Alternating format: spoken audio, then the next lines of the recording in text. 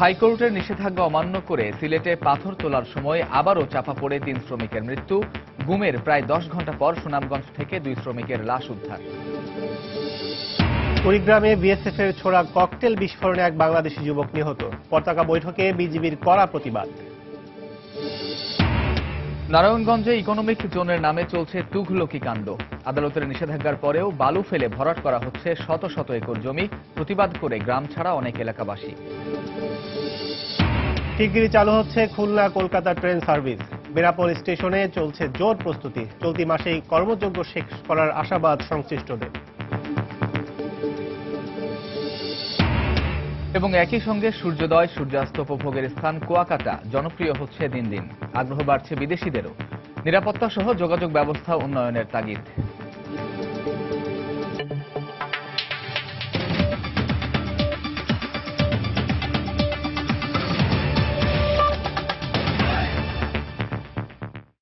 বাংলা সময়ের সঙ্গে আছি আমি কাজল আব্দুল্লাহ এবং আমি কামরুজ্জামান মামুন। 18 দিনের ব্যবধানে সিলেটে আবারও পাথর উত্তোলনের সময় চাপা পড়ে 3 শ্রমিকের মৃত্যু হয়েছে। গতরাতে জেলার বিছানাকান্দি পাথর কোয়ারিতে এই দুর্ঘটনার পর নিহতদের লাশ সরিয়ে ফেলা হয়। পরে সকালে সুনামগঞ্জ থেকে 2 জনের লাশ উদ্ধার করে পুলিশ। এদিকে হাইকোর্টের নিষেধাজ্ঞা অমান্য করে পাথর উত্তোলনের ঘটনায় জড়িতদের চিহ্নিত করে দ্রুত আইনের আওতায় আনার কথা জানিয়েছেন পুলিশ সুপার। এলাকাবাসী জানান, বৃহস্পতিবার রাত 2:30টার দিকে বিছানাকান্দি পর্যটন এলাকার পাথর কেয়ারি থেকে অবৈধভাবে পাথর উত্তোলন করছিল একটি চক্র। উত্তোলনের সময় পাথর চাপা পড়ে নিহত হন গর্তের ভেতরে থাকা 3 শ্রমিক। ঘটনার পরপরই স্থানীয় প্রভাবশালীদের সহযোগিতায় নিহতদের লাশ স্বজনদের কাছে পাঠিয়ে দেয়। খবর পেয়ে শুক্রবার দুপুরে সুনামগঞ্জ সদর উপজেলার ফুলেরগাঁও গ্রাম থেকে জাকির ও তোরা মিয়ার লাশ উদ্ধার করে পুলিশ। 3টে বাচ্চা মারা গেছে, একটা বাচ্চা ট্যাং ভাঙিছে, ওটা মেডিকেল আছে, কোন মেডিকেল এটা আমি জানি না। 11টার দিকে হইব লাশটা মাটির মূর্তনে মাইসে তুলিয়ে অন্য পারো আসছে। 3 জন শ্রমিক মাটি চাপা পড়ে মারা গিয়েছেন রাত্র 2:30টার দিকে গত রাত্রে। তো তখন আমরা তো আর জানতাম না, তো তারা লাশগুলো অলরেডি গুম করেছে বা গুম করার চেষ্টা করেছে। উচ্চ আদালতের নিষেধাজ্ঞার পরও পাথর উত্তোলন বন্ধ না হওয়ায় স্থানীয়দের মধ্যে ক্ষোভ বিরাজ করলেও প্রভাবশালীদের ভয়ে মুখ খুলতে চাননি কেউ। পুলিশ সুপার জানিয়েছেন, অবৈধভাবে পাথর উত্তোলনকারীদের বিরুদ্ধে আইনি ব্যবস্থা নেওয়া হবে। আপনারা জানেননি, আমরা এই যে দেখা মানুষ আইন ও দেখাতাই সঠিক জানি না কি, যেমন খামাল আর আরো জন আছে যে ও পিতা নাম হইল বাসিক, ও 2 জন আমি চিনি, আর তাহলে হইতাম পারি। যে পাথরগুলো তোলা হচ্ছে, আপনার একটা সারফেসের যে গর্ত তৈরি হয়েছে বা তার যে একটা লঞ্জিবিটি থাকার কথা, এখন তো এগুলো ধরেন অনেক গভীর হয়ে গেছে, এগুলো তো অটোমেটিক ভাঙতে শুরু করবে। আমরা নাম পেয়েছি কয়েকজনের, আমরা এটা আইনি ব্যবস্থা গ্রহণ করব এবং আইনের আওতায় অবশ্যই আসতে হবে। এই বিষয়ে সিলেট জেলা পুলিশ কোনোভাবে কোনো ছাড় দেবে না। এর আগে গত 23 জানুয়ারি সিলেটের কোম্পানিগঞ্জ উপজেলার শাহ আরফিন টিলায় একইভাবে পাথর উত্তোলনের সময় মাটি চাপায় 5 শ্রমিকের মৃত্যু হয়। এ ঘটনায় গঠিত তদন্ত কমিটির প্রতিবেদনে স্থানীয় থানার ওসি ও উপজেলা নির্বাহী কর্মকর্তার গাফিলতি এবং 41 প্রভাবশালী পাথর ব্যবসায়ীর নাম উঠে আসে। সময় সংবাদ, সিলেট। কুড়িগ্রামের ধর্মপুর সীমান্তে ভারতীয় সীমান্তরক্ষী বাহিনী বিএসএফ এর ককটেল হামলায় বাংলাদেশি এক গরু ব্যবসায়ী নিহত হয়েছেন। আহত হয়েছেন আরও একজন। এ ঘটনার কড়া প্রতিবাদ জানিয়েছে বিজিবি ও এলাকাবাসী জানায়, সকালে রৌমারী উপজেলার কাওয়ারচর গ্রামের টুলুমিয়া ও ছোট কড়াইবাড়ি গ্রামের শেফাতুল্লাহ সহ বেশ কয়েকজন ধর্মপুর সীমান্ত এলাকায় গরু আনতে যান। এ সময় ভারতের গুটালু ক্যাম্পের বিএসএফ সদস্যরা তাদের লক্ষ্য করে ককটেল নিক্ষেপ করে। এতে বিস্ফোরণে ঘটনাস্থলেই গরু ব্যবসায়ী টুলুমিয়া নিহত হন। এ ঘটনায় আহত হন শেফাতুল্লাহ। পরে দুপুরে বিজিবির দাঁতভাঙ্গা কোম্পানির সদর দফতরে বিজিবি ও বিএসএফ এর কোম্পানি কমান্ডার পর্যায়ের পতাকা বৈঠকে এ হত্যার কড়া প্রতিবাদ জানানো হয়। এদিকে ময়নাতদন্তের জন্য নিহত টুলুমিয়ার লাশ কুড়িগ্রাম সদর হাসপাতাল মর্গে রাখা হয়েছে। জমি অন্যের, কিন্তু বালু ফেলে ভরাট করা হচ্ছে, তাও 2-1 একর নয়।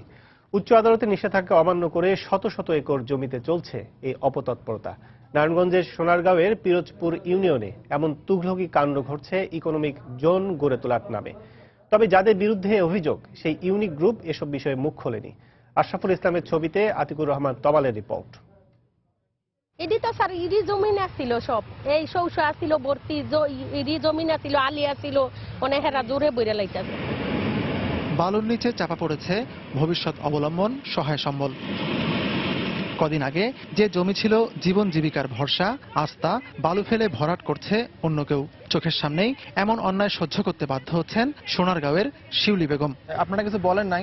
আমরা বাধা দিছি স্যার, বাধা দিলে আমাদের বাধা মানে না, বেড়া দিছিল, বেড়া উড়াই দিছে। নারায়ণগঞ্জের পুরো কান্দারগাঁও গ্রামেই যেন বোবা কান্নার রোল। দিনের বেলা বালু ফেলা কিছুটা কম থাকলেও রাতের আধারে সেই কাজ চলে পুরো দামে। এখানকার 10টি গ্রামের প্রায় 12,000 মানুষ জানেন না তারা কোথায় যাবেন, কি করবেন। এখন তাহলে খাবেন কি, চলবেন কিভাবে? অনেক কি খামু, ওই ভিক্ষা করবো আর খামু, ভিক্ষা দিলে দিব, না দিলে না দিব, না খাইয়ে মরে থাক। কোনো কি টাকা পয়সা দিচ্ছে? না স্যার, আমাকে কোনো টাকা পয়সা দেয় নাই, জোরে হেরা বালুদা বললাইতেছে। আপনি কি বেচতে চান জমি? না স্যার, আমি ব্যস্ত চাইনি। খ্যাত সব অভিযোগ ইউনিক প্রপার্টি ডেভেলপমেন্ট লিমিটেড নামে এক কোম্পানির বিরুদ্ধে। ইকোনমিক জোন তৈরির নামে অন্যের শত শত একর জমিতে বালু ফেলে ভরাট করছে তারা। আমরা আলি হলাইছি, আলি সুবিধা তলাইতেছে সব, জমিন ভুরাটা এরকম বালুদা বললেইতেছে। ফসল তো দূরের কথা, মানে আমার চোখের ফান্ডা ছাড়া কিছু নাই। আইন অনুযায়ী বড় উন্নয়ন প্রকল্পের জন্য পরিবেশগত প্রভাব সমীক্ষা বা ইআইএ করে অনুমোদন নিতে হয়, যদিও পরিবেশ অধিদপ্তর থেকে কোনো অনুমতি নেয়নি ইউনিক গ্রুপ। আমাদের যে তথ্য প্রমাণ তাতে তারা কোনো ছাড়পত্র নেয় নাই, ওখানে কোনো ধরনের তাকে বালি ভরাট, নির্মাণ কাজ এগুলির কোনো অনুমতি দেওয়া হয়নি। এটার জন্য আমরা উকিল নোটিশে পেয়েছি। অলরেডি তাদেরকে আমরা ইতিপূর্বে তারা সাইনবোর্ড টাইনবোর্ড যেগুলি নামিয়ে ফেলেছি এবং আমরা তাদের বিরুদ্ধে অ্যাকশনে যাব। অন্যের জমি দখল আর ভরাটের অভিযোগ এনে বাংলাদেশ পরিবেশ আইনবিদ সমিতি বেলা উচ্চ আদালতে ইউনিক গ্রুপের বিরুদ্ধে মামলাও করেছে। আদালতের নিষেধাজ্ঞার পরও বালু ভরাটের কাজ চলছেই।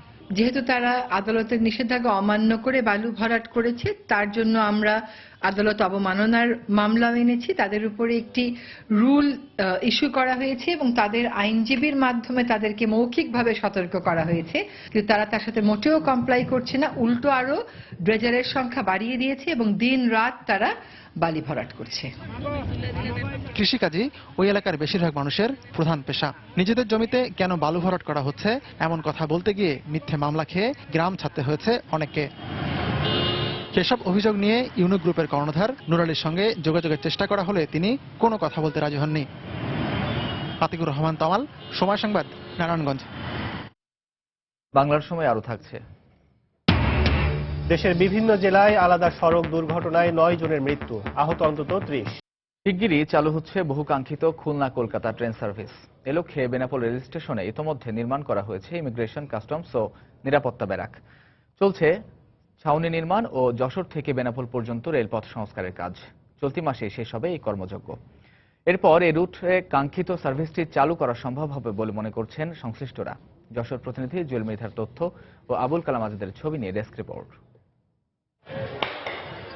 ব্রিটিশ শাসনামলে 1884 সালে ঢাকা স্টেট রেলওয়ে নামক কোম্পানির হাত ধরে খুলনা থেকে কলকাতার দমদম জংশন পর্যন্ত ট্রেন সার্ভিস শুরু হয়। ভারত বিভাগের জন্য 1965 সালের পর এ সার্ভিস বন্ধ হয়ে যায়। দীর্ঘ 52 বছর পর ফের সচল হতে যাচ্ছে এই রুটটি। বহু কাঙ্ক্ষিত এই ট্রেন সার্ভিসটি চালু হলে যশোরের বেনাপোল স্থল বন্দর দিয়ে ভারতে যাওয়া আসা নিয়ে যে দুর্ভোগ তা অনেকাংশে কমবে। সে সাথে স্বল্প সময়ে আরামদায়ক ভ্রমণ নিশ্চিত হবে বলে মনে করছেন পাসপোর্ট যাত্রীরা। এখান থেকে মনে করেন আমরা বনগাঁ থেকে হাওড়া যখন যাই তখন আমাদের বেশ 2 থেকে 3 ঘন্টা লাগে। ট্রেনটা যদি চালু হয়ে যায় তা আমাদের আসা যাওয়ার জন্য অনেক ভালো হবে।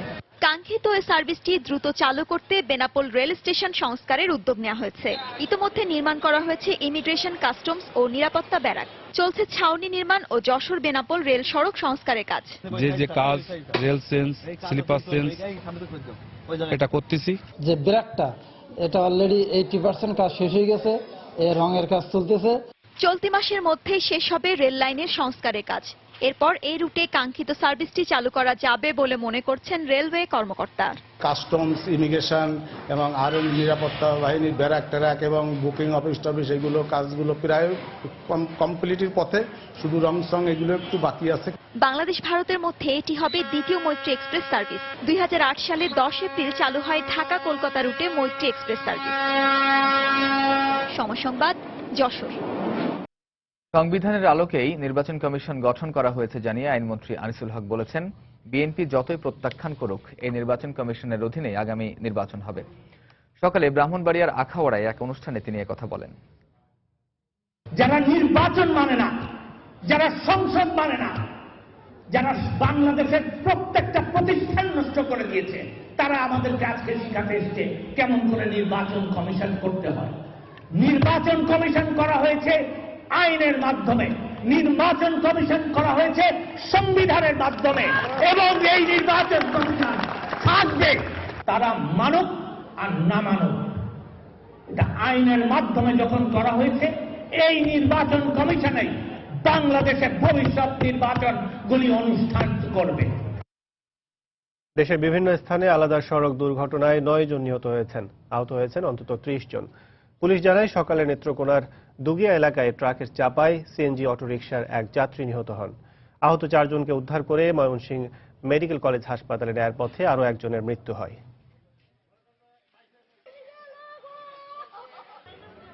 এদিকে ঢাকা চট্টগ্রাম মহাসড়কের ফেনীর লালপুরে নিয়ন্ত্রণ হারিয়ে একটি পিকআপ রাস্তার পাশে দাঁড়িয়ে থাকা একটি ট্রাককে ধাক্কা দেয়। এতে পিকআপে থাকা 2 জন গুরুতর আহত হন। তাদের উদ্ধার করে ফেনী সদর হাসপাতালে নেওয়া হলে 2 জনকেই মৃত ঘোষণা করেন চিকিৎসক।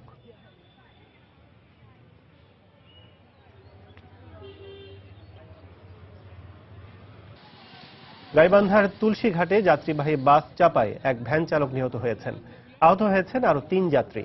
ঘাতক বাসটি জব্দ করেছে পুলিশ। এ ঘটনার প্রতিবাদে আধা ঘন্টা গাইবান্ধা পলাশবাড়ি সড়ক অবরোধ করে বিক্ষোভ করেন এলাকাবাসী। যশোর নড়াইল সড়কের বাউলিয়ার একটি পিকআপ ভ্যানের বাস খাদে পড়ে শিক্ষক শিক্ষার্থী সহ 25 জন আহত হয়েছেন। আহতদের যশোর মেডিকেল কলেজ হাসপাতাল সহ স্থানীয় বিভিন্ন হাসপাতালে ভর্তি করা হয়েছে। এদিকে যশোরে আলাদা সড়ক দুর্ঘটনায় মোটরসাইকেলের 2 আরোহী নিহত হয়েছেন। এছাড়া দিনাজপুরে বাস চাপায় নিহত হয়েছেন আরো একজন। গাজীপুরে 2টি ঝুট গুদাম আগুনে পুড়ে গেছে। সকালে চন্দ্রার জোড়া পেট্রোল পাম্প এলাকায় আগুন লাগে। প্রত্যক্ষদর্শীরা জানান সকাল 10:30টার দিকে চন্দ্রার জোড়া পেট্রোল পাম্প এলাকায় একটি ঝুটের গুদামে আগুন লাগে। পরে পাশের আরেকটি গুদামে সে আগুন ছড়িয়ে পড়ে। খবর পেয়ে ফায়ার সার্ভিসের 2টি ইউনিট 1 ঘন্টার চেষ্টায় আগুন নিয়ন্ত্রণে আনে। আগুনে গুদামের মালামাল পুড়ে গেছে বলে জানিয়েছেন ব্যবসায়ীরা।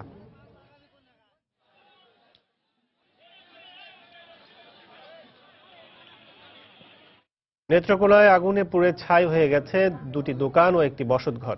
শহরের মালনপট্টি এলাকায় এই আগুন লাগে। এলাকাবাসী জানায় ভোরে একটি বসতঘরে আগুন লাগে, মুহূর্তের মধ্যে তা চারদিকে ছড়িয়ে পড়ে। এতে পাশের 2টি মুদির দোকানও পুড়ে যায়। খবর পেয়ে ফায়ার সার্ভিসের একটি ইউনিট প্রায় আধ ঘন্টার চেষ্টায় আগুন নিয়ন্ত্রণে আনে। আগুনে একটি গবাদি পশুও দগ্ধ হয়। এদিকে আগুন নিয়ন্ত্রণে আনতে দেরি হয় ক্ষুব্ধ এলাকাবাসী ফায়ার সার্ভিস কর্মীদের উপর হামলা চালায়।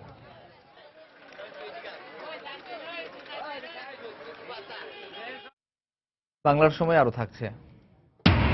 টাঙ্গাইলে 30 বিঘা জমির ওপর নির্মিত হচ্ছে 201 গম্বুজ বিশিষ্ট মসজিদ।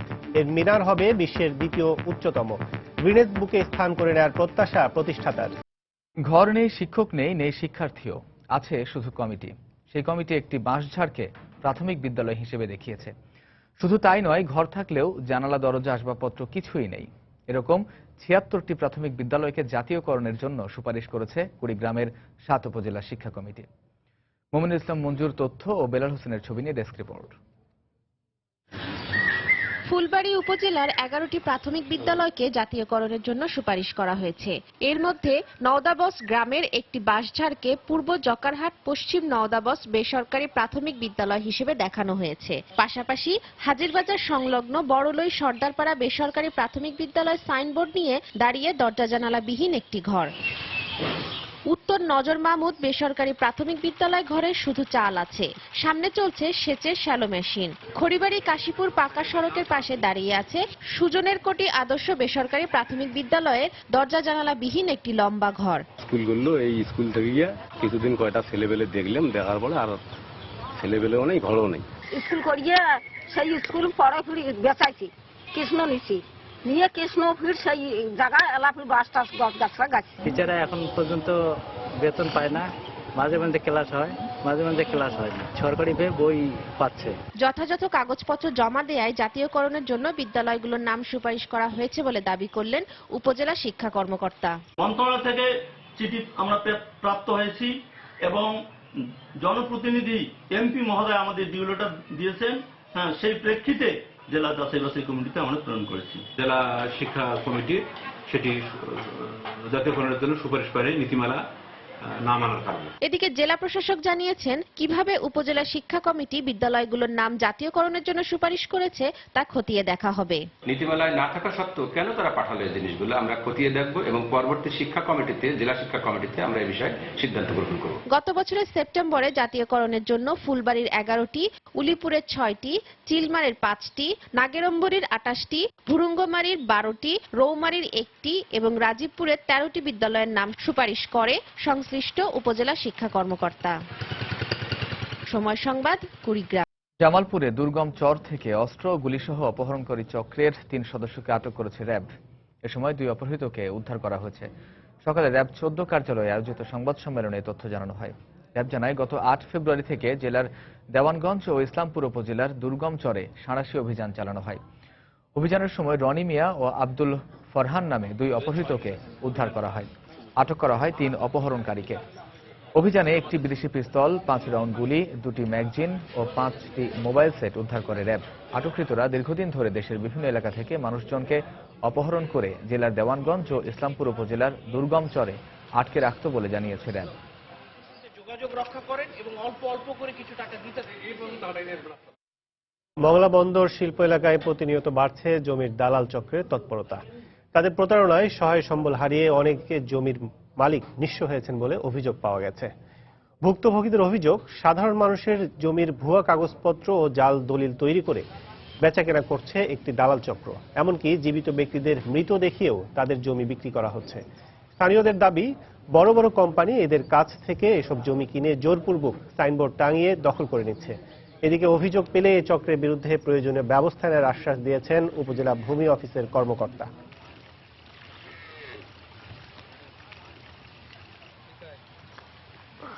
গোবিন্দ মোড়ল এই যে সাইনবোর্ড দিচ্ছে এর কাছে বিক্রি করে নাই, তার কোনো ডকুমেন্টস নাই, সব বুয়া একটা জাল দলিল করে সেই বনিয়াদে এই জমি বিক্রি করছে। আমাদের যে পর্চা আছে সে পর্চা বাদে ওনারা নকল পর্চা করে নিয়ে আসে, তাতে আমাদের জায়গা যাতে অর্ধেক অর্ধেক করছে। বিরিয়ান আর ওই নীলকমল খাইয়ে ওই জমিটা বিক্রি করে দিয়েছে। আমি তো জীবিত রয়েছি, সে মৃত্যু করে দলিল করেছে। এখন মিউটেশন ছাড়া কোনো দলিল হয় না। একটা সময় ছিল যেখানে তখন কোনো মিউটেশনের কোনো খবরই ছিল না, দলিল হতো। এই বিষয়গুলো আমাদের সাব রেজিস্ট্রি অফিস, সহকারী কমিশনার, ভূমি অফিস এখন মোটামুটি সমন্বয় সাধন করে চলছে। টাঙ্গাইলে নির্মিত হচ্ছে 201 গম্বুজ বিশিষ্ট মসজিদ, আর এর মিনার হবে বিশ্বের 2য় উচ্চতম মিনার। সরকারি অর্থ সহায়তা ছাড়াই নির্মাণাধীন মসজিদটি গিনেস বুকে স্থান পাবে বলে প্রত্যাশা প্রতিষ্ঠাতার। তবে মুসল্লি ও দর্শনার্থীদের যাতায়াতের সুবিধার্থে রাস্তা সংস্কারের দাবি জানিয়েছেন তিনি। এদিকে নির্মাণাধীন মসজিদটি দেখতে প্রতিদিনই ভিড় করছেন দেশি বিদেশি দর্শনার্থীরা। কাদের তালুকদারের তথ্য ও রাশিদ খানের ছবি নিয়ে ডেস্ক রিপোর্ট। সুউচ্চ মিনার আর সারি সারি গম্বুজ দেখে যে কারোরই মনে হতে পারে মধ্যপ্রাচ্যের কোনো দেশের স্থাপনা এটি, কিন্তু বিশ্বের সবচেয়ে বেশি গম্বুজ বিশিষ্ট এই স্থাপনাটি নির্মিত হচ্ছে টাঙ্গাইলের গোপালপুরে। 2013 সালে উপজেলার দক্ষিণ পাথলিয়ায় এই মসজিদের নির্মাণ কাজ শুরু করেন স্থানীয় মুক্তিযোদ্ধা রফিকুল ইসলাম। বিভিন্ন প্রতিষ্ঠান ও সাধারণ মানুষের সহযোগিতায় প্রায় শেষের পথে 201 গম্বুজ ও 57 তলা সমান ইটের তৈরি মিনার বিশিষ্ট মসজিদ নির্মাণ। নানা কারুকাজে সাজানোর লক্ষ্যে ভেতর ও বাইরে চলছে শোভাবর্ধনের কাজ। দৃষ্টিনন্দন এই মসজিদ দেখতে প্রতিদিনই ভিড় করছেন দর্শনার্থীরা। ধর্মের মানুষকে আরো তাদেরকে উৎসাহিত করার জন্য এই প্রতিষ্ঠানটি খুবই গুরুত্বপূর্ণ। শুধু আমরা টাঙ্গাইল জেলাবাসী গর্বিত না, সারা বাংলাদেশে গর্বিত হব, কারণ এটা বিশ্বের অন্যতম ইসলামিক স্থাপনা। এই মসজিদকে কেন্দ্র করে ব্যবসা বাণিজ্য এবং আমার মনে করি যে গোপালপুর উপজেলা এই অঞ্চলটা আমার অনেক মনে হয় সমৃদ্ধ হবে। এদিকে বিশ্ব রেকর্ড সৃষ্টির পরিকল্পনায় নির্মিতব্য মসজিদকে দর্শনীয় স্থানে রূপ দিতে সড়ক সংস্কার জরুরি বলে জানান মসজিদ প্রতিষ্ঠাতা। চতুর্দিক থেকে যাতে জনগণ ইসলামিক কারুকার্য নির্মিত দ্বারা যে একটা মসজিদ এটা যাতে দেখতে পারে, এ ব্যাপারে সরকারের কাছ থেকে আমি এই রাস্তাঘাটের উন্নয়ন চাই, আর্থিক কোনো উন্নয়ন সরকারের কাছে আমি চাই না। দর্শনার্থীদের কথা বিবেচনায় রেখে এ বিষয়ে দ্রুত পদক্ষেপ নেওয়ার আশ্বাস দিলেন জেলা প্রশাসক। জেলা প্রশাসনের পক্ষ থেকে আমাদের যতটুকু করা দরকার ওই মসজিদকে কেন্দ্র করে যাতে মানুষের সহজ যাতায়াত থাকে এবং নিরাপত্তা নিশ্চিত হয় সেটি আমরা অবশ্যই গ্রহণ করব। প্রায় 100 কোটি টাকা ব্যয়ে 30 বিঘা জমির উপর নির্মাণাধীন এই মসজিদে একসাথে 15,000 মুসল্লির নামাজ আদায়ের ব্যবস্থা থাকবে। এর পাশাপাশি এখানে এতিমখানা, বৃদ্ধাশ্রম, দুস্থ মুক্তিযোদ্ধা পুনর্বাসন কেন্দ্র, বিনামূল্যে চিকিৎসা কেন্দ্র এবং লাশ হিমাগার তৈরির পরিকল্পনা রয়েছে। সময় সংবাদ, টাঙ্গাইল। একটি জাতির বড় হওয়ার জন্য শিক্ষার কোনো বিকল্প নেই বলে জানিয়েছেন বিশ্ব সাহিত্য কেন্দ্রের সভাপতি অধ্যাপক আব্দুল্লাহ আবু সাঈদ। সকালে বরিশালের ব্যাপটিস্ট মিশন বালিকা বিদ্যালয় মাঠে স্কুল শিক্ষার্থীদের বই পড়া কর্মসূচির পুরস্কার বিতরণী উৎসবে একথা বলেন তিনি। এ সময় তিনি বলেন, শিক্ষার আলো ঘরে ঘরে পৌঁছে দিতে কাজ করছে বিশ্ব সাহিত্য কেন্দ্র। বই উৎসবে বরিশাল মহানগরীর 31টি স্কুলের 1316 জন শিক্ষার্থীর হাতে পুরস্কার তুলে দেওয়া হয়।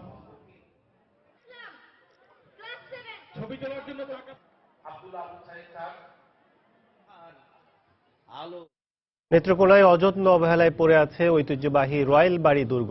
স্থানীয়দের দাবি, খনন কাজ সম্পূর্ণ করে দুর্গটিকে পর্যটন কেন্দ্র হিসেবে গড়ে তোলা হোক। 1991 থেকে 93 সাল পর্যন্ত কেন্দুয়া উপজেলার রয়্যাল বাড়ি এলাকায় খনন কাজ চালিয়ে মোগল আমলের এই দুর্গটি আবিষ্কার করা হয়। এরপর অর্থাভাবে কাজ বন্ধ হয়ে যায়। 1997 সালে রয়্যাল বাড়ির 52 একর ভূমিকে সরকার দুর্গ এলাকা ঘোষণা করলেও আর কোনো কাজ হয়নি। স্থানীয়রা বলছে, খনন কাজ সম্পূর্ণ করলে আরো অনেক প্রত্নতাত্ত্বিক নিদর্শন আবিষ্কৃত হবে এবং দুর্গটি আকর্ষণীয় পর্যটন কেন্দ্র হিসেবে রূপ নেবে। এই অবস্থায় জেলা প্রশাসক জানালেন, খনন কাজ শুরু করে দুর্গটি সংরক্ষণের জন্য ঊর্ধ্বতন কর্তৃপক্ষকে অবহিত করা হয়েছে।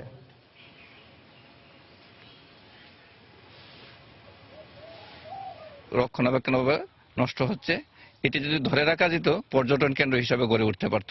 এটা আরো যদি খনন করা হয়, মাটির তল থেকে আরো কিছু আশ্চর্য জিনিস বের হইতে পারে। আমরা এটাকে রক্ষণাবেক্ষণ করার জন্য ইতিমধ্যে আমি জেলা প্রশাসনের পক্ষ থেকে প্রত্যন্ত অধিদপ্তরের মহাপরিচালক মহোদয়ের দৃষ্টি আকর্ষণ করেছি এবং সচিব সংশ্লিষ্ট বিষয় মন্ত্রণালয় বরাবর ইতিমধ্যে আমি পত্র প্রেরণ করেছি।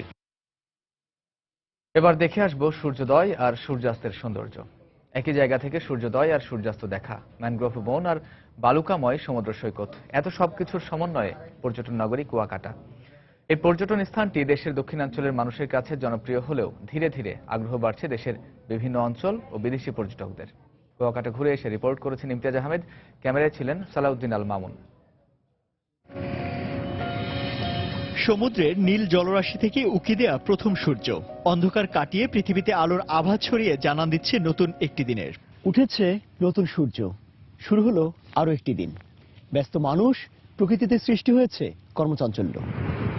কুয়াকাটার গঙ্গামতি বা কাওয়ারচরের বালুকা বেলায় সূর্যের তাপ বাড়ার সাথে সাথে এভাবেই ব্যস্ততা বাড়ে লাল কাঁকড়ার। নতুন দিনের সাথে সাথে জীবন যুদ্ধেও নামতে হয় স্থানীয় বাসিন্দাদের। সাত সকালে মাছ ধরার কাজে তাই তাদের এই ব্যস্ততা।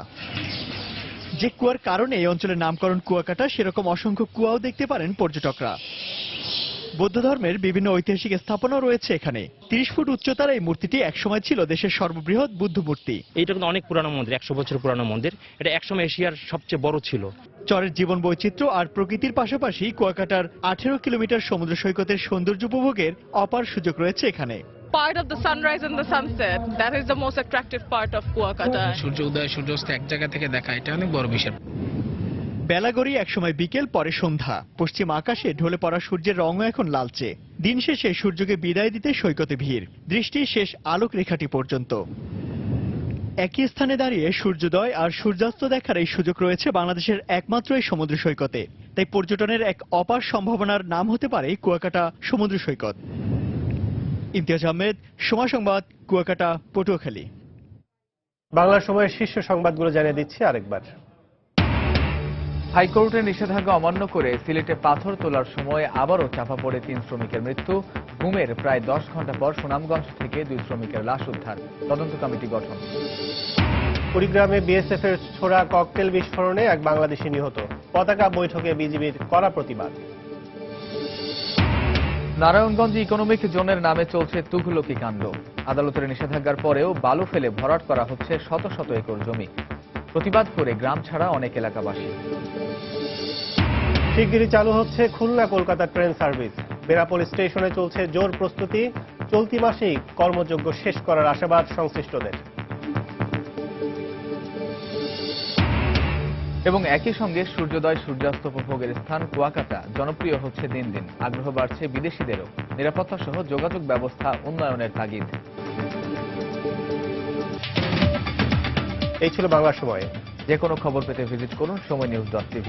এছাড়া এইমাত্র পাওয়া খবর আপনার মোবাইলে পেতে SMS করুন *BN লিখে পাঠিয়ে দিন 16242 নম্বরে। আর সঙ্গেই থাকুন সময়।